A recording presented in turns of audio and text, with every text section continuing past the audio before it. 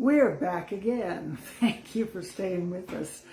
And we have a presupposition that is known as everything worth doing well is worth doing poorly at first. So I didn't realize it, but I had the microphone on mute the whole time I did this last week's presentation.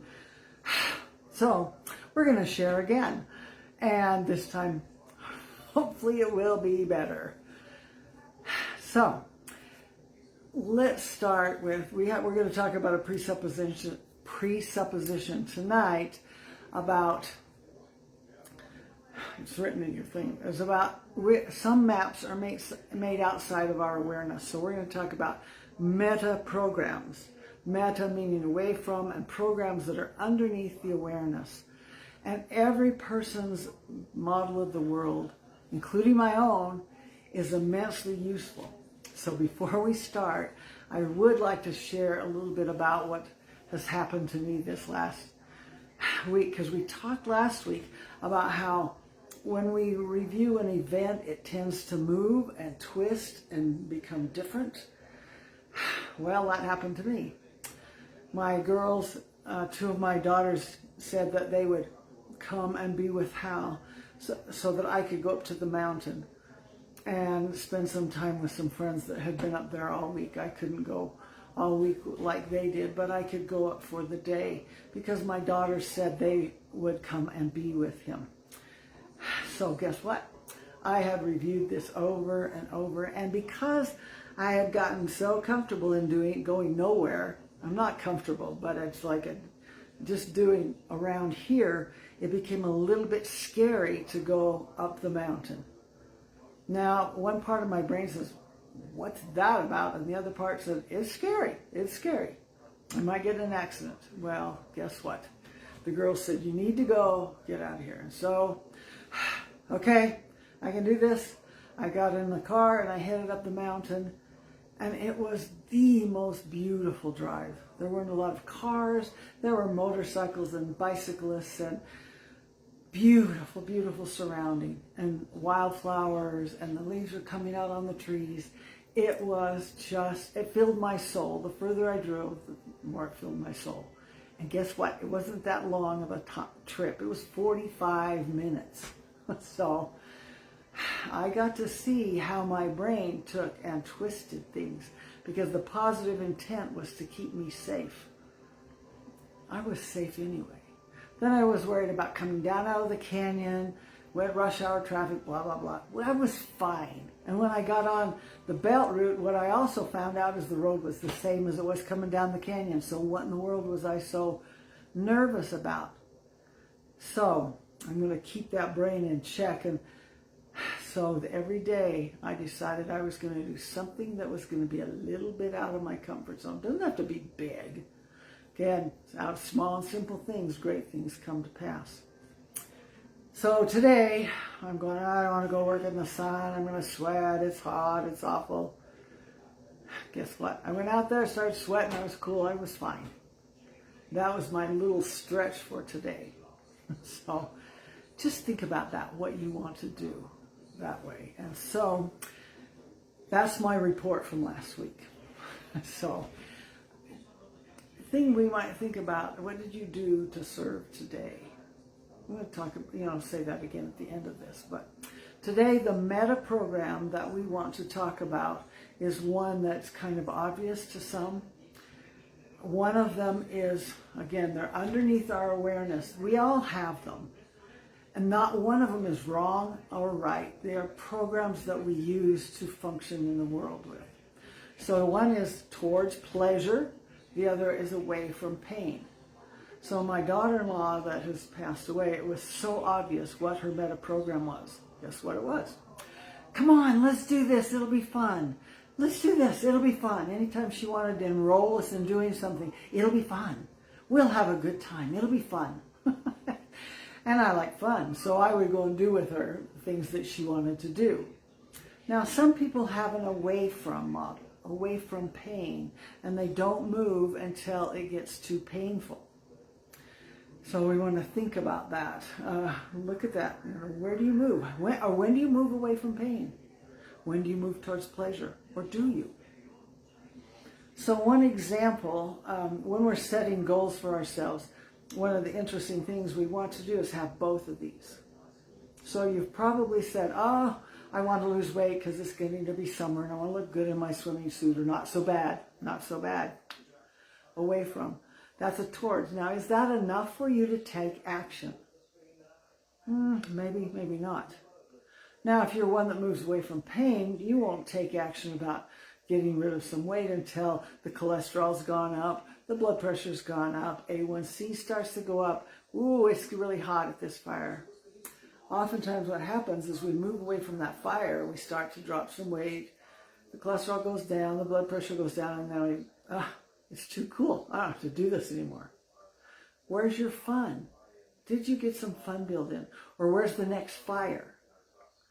So we want to keep this going. So in motivation, oftentimes what happens is we have this wide expanse and nothing in between. So what do you want in between? Have some little incremental goals. So one that I've set for myself is, okay, here's my fire. I got told I need to eat less carbs, that's sugar. And I need to exercise more, so I'm trying to get out and walk. But the one thing I wanted to choose, the fire's big enough. I don't want it big. It's just kind of warm. So the small and simple thing that I chose to do was not to eat. I'm trying not to eat the nuts and the sugar, but I'm not going to eat after 8 o'clock at night because I do that sugar-salt swing thing. I don't want to do that anymore. It's not healthy, it's not good, it causes inflammation. I mean, do you listen to the away from model? And it's big enough for me to make that change. Well, so what's fun about it? Not much. Not much. So what I've put in here as fun is I have some little crafts to do. 2 crafts. I'm crocheting to teach the grandkids how to crochet a turtle. So I'm practicing on that. Okay, that gives me enough right here that I can do the towards pleasure and away from pain. And now that I've dropped a pound or 2, okay, what next? What's the goal beyond the goal? Well, right now I'm congratulating myself that I've done this for a while. That's good. But then what? Then what? I can feel proud that I'm doing this. What happens if I fall off the wagon and have a night of sugar and salt? Just get back on. That's all. Get back on. Don't wait till tomorrow. Just get back on now. Go to bed. Do whatever it takes. Get back on to what your towards and away from was. So think about that this week. What might be your, how do you function? Do you move and do something because it's pleasurable? Or do you move and do something because it's painful? I have a friend who does not move until it's so painful that they've got to. And it's interesting because meta programs are contextual, meaning if I have a given context, I can tell you based on how you performed in the past, I can tell you what you'll do now. So there are some programs that are so fun for me that I'll move. And there's other programs that I will not move until it gets painful enough. So just kind of explore your model of the world and the maps that you've got going underneath, under your awareness. Now, why is this useful other than for ourselves? If I'm going to be in rapport with you, I want to use your meta program, not mine. Not mine. So with my sister-in-law, or my daughter-in-law, if I wanted her to do something, I go, let's go do this. It'll be fun. I did plenty of fun things with her, and she would do fun things with me.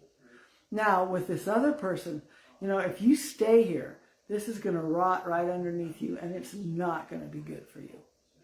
Then he moves.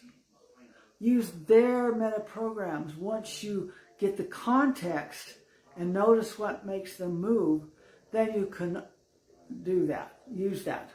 So here's a meta program that my son used. When he was little, he thought if he came inside to go to the bathroom, I'd make him stay inside. It's like, no, I don't want to. But the point is, when we had to discipline him, the most painful thing for him was to keep him inside. Just spank me and let me go back outside, because it's fun out there. Painful. Painful is, you're going to make me stay inside. So just notice, everyone's children are different.